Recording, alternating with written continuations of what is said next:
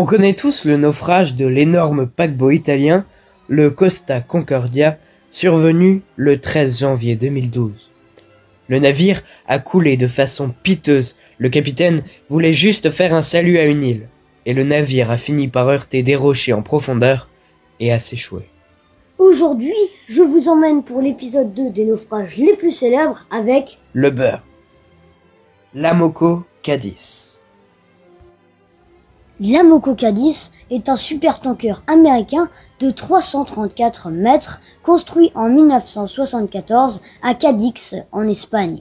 En février 1978, le navire est chargé de déporter 223 000 tonnes de pétrole brut en direction de Rotterdam, aux Pays-Bas, depuis l'Arabie Saoudite. Le 16 mars, alors qu'il est à environ 9 km des côtes de la Bretagne, le navire subit à 9h45 une panne de gouvernail. Le géant devient incontrôlable et se dirige dangereusement vers les côtes bretonnes. 11h30, le capitaine coupe tous les moteurs et tente en vain d'obtenir de l'aide là où cela va prendre des heures. Tout ça pour un remorqueur qui ne servira pas. Le Simpson, un remorqueur plus puissant, essayera de venir en vain, mais il arrivera une demi-heure trop tard. À 20h, l'Amoco Cadiz lâche son ancre, qui ne tiendra pas longtemps. Le navire percutera le fond à 21h, se brisera en deux avant de s'échouer, où il libérera près de 200 000 tonnes de pétrole, l'une des pires marées noires de l'histoire. Quant à l'équipage, ils seront tous secourus.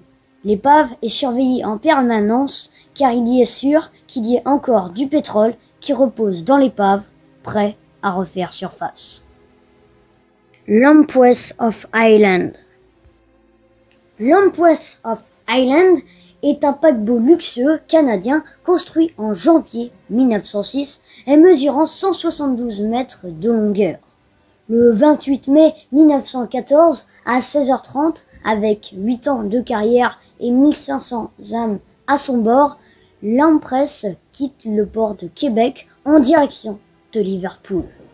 Alors que le navire naviguait paisiblement dans les brouillards, à 1h55 du matin, une très forte secousse ébranle tout le navire.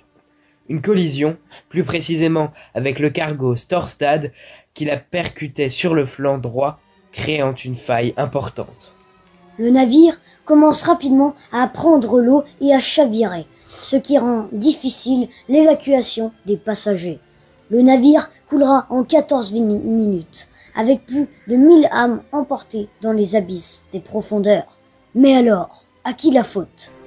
Eh bien, on ne sait pas vraiment. D'un côté, il y a le Storstad qui avait vu le navire dans le brouillard quelque temps avant la collision, et de l'autre côté, il y a l'Empress, où le commandant n'a pas effectué l'exacte manœuvre. Les avis restent mitigés.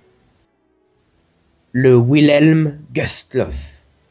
Le Wilhelm Gustloff est un navire de croisière allemand de 208 mètres de longueur, construit en 1937. En 1939, il est réquisitionné pour être navire hôpital de guerre. Le matin du 30 janvier 1945, le paquebot quitte le port de Gdynia en Pologne avec à son bord 10 000 passagers qui quittent l'Allemagne face à l'avancée de l'URSS.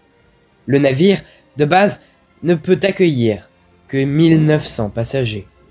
Le navire part escorté par un torpilleur. Pendant son chemin, le Wilhelm reçoit plusieurs avertissements de sous-marins soviétiques à proximité, mais il n'y fait pas attention. D'ailleurs, à proximité se trouve le sous-marin soviétique S-13 qui repérera rapidement le paquebot. Le capitaine du S-13 ordonnera de charger 4 torpilles, une atteindra le Wilhelm. Le navire coulera en 40 minutes à peine, dans le chaos total, retirant la vie de 9 343 personnes, dont 5 000 enfants, l'un des plus grands drames maritimes de l'histoire. Le capitaine sera accueilli comme un héros à son retour, un vrai signe de brutalité et de violence de la guerre.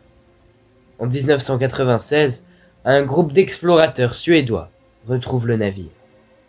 Eh bien, merci d'avoir participé à la vidéo, monsieur Le Beurre. Merci à toi, Lomibel, pour l'invitation. C'était un plaisir. Eh bien, on se reverra sûrement bientôt. Ah, j'espère bien.